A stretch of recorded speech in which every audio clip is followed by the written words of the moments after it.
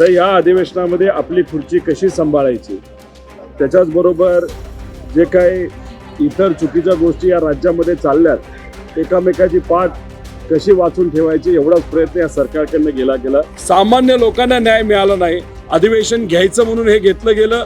याच्यात कुठल्याही सामान्य व्यक्तीचा प्रश्न सुटलेला नाही. न शेतकऱ्याचा सुटला, कपाशीचा सुटला नाही. तुरीचे भाव आता पडणार आहेत. कांद्याचा भाव असेल. स्पर्धा परीक्षेचे अनेक युवांचे प्रश्न आहेत. आचारसंहिता लागण्याच्या आधी परीक्षा पेपर घेण्यात यावे, रखडलेला नियुक्त देण्यात यावा. त्याच पेपर फुटीचा कायदा असेल. 1000 रुपयाची वसुली केली जाते. त्याच्या व्यतिरिक्त अनेक इतर मुद्दे आहेत जे सरकारकडनं आज मार्गी लागले नाही. त्यांचे सुद्धा प्रश्न तिथे सुटलेले नाहीत. मग या अधिवेशनामध्ये झालं काय, तर या अधिवेशनामध्ये आपली खुर्ची कशी सांभाळायची, त्याच्याचबरोबर जे काही इतर चुकीच्या गोष्टी या राज्यामध्ये चालल्यात, एकामेकाची पाठ कशी वाचून ठेवायची एवढाच प्रयत्न या सरकारकडनं गेला.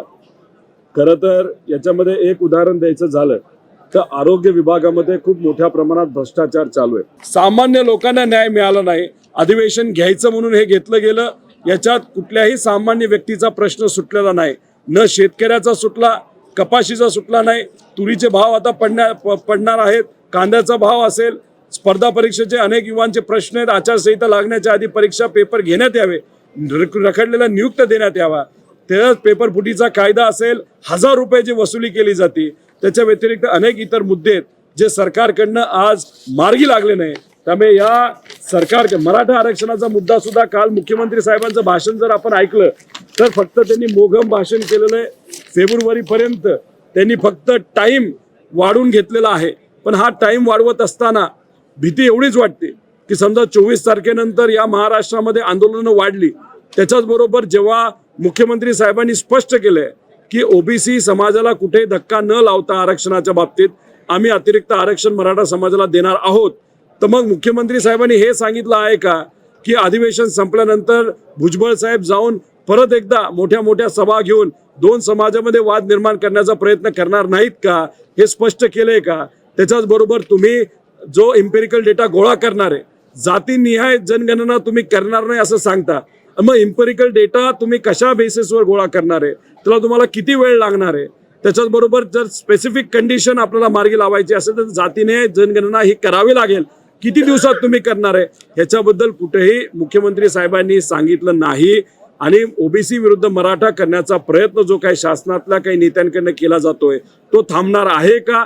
आणि फेब्रुवारीपर्यंत तुम्ही जे आरक्षण देणार आहात ते कशा पद्धतीने देणार आहात याच्यावर कुठेही स्पष्टपणे मुख्यमंत्री साहेब बोलले नाहीत.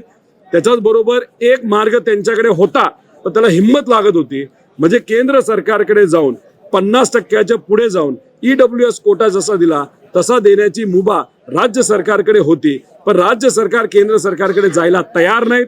ट्रिपल इंजिन सरकार फक्त बोलण्यासाठी, पण खऱ्या अर्थाने महाराष्ट्राच्या विकासासाठी नाही तर मराठा समाजाला न्याय देण्यासाठी, इतर समाजाला न्याय देण्यासाठी हे ट्रिपल इंजिन सरकार कुठेही फायदेशीर नाही.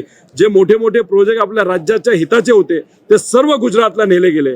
आसामला, म्हणजे गुवाहाटीचा यांना इतका पुळका आहे, त्या आसाममध्ये सुद्धा जे छोटं राज्य आहे तिथं 40,000 कोटी रुपयाची इन्व्हेस्टमेंट ही तिथं काही कम्प्युटर आणि त्या विषयामध्ये केली जाते. त्यामुळे केंद्र सरकारने आसाममध्ये ती इन्व्हेस्टमेंट नेण्यासाठी प्रयत्न केले. 40,000 कोटीची इन्व्हेस्टमेंट तिथे चिप मॅन्युफॅक्चरिंगसाठी केली जाते. मग महाराष्ट्र हा वंचित का ठेवला गेला? मुद्दामून तुम्ही महाराष्ट्राला मागे ठेवण्याचा प्रयत्न करताय का? मुद्दामून तुम्ही गुजरातला मोठं करण्याचा प्रयत्न करताय का? तर असे अनेक प्रश्न आहेत जे आज आम्हाला उद्भवत आहेत. त्यामुळे या अधिवेशनामध्ये सामान्य लोकांना काही मिळालेलं नाही.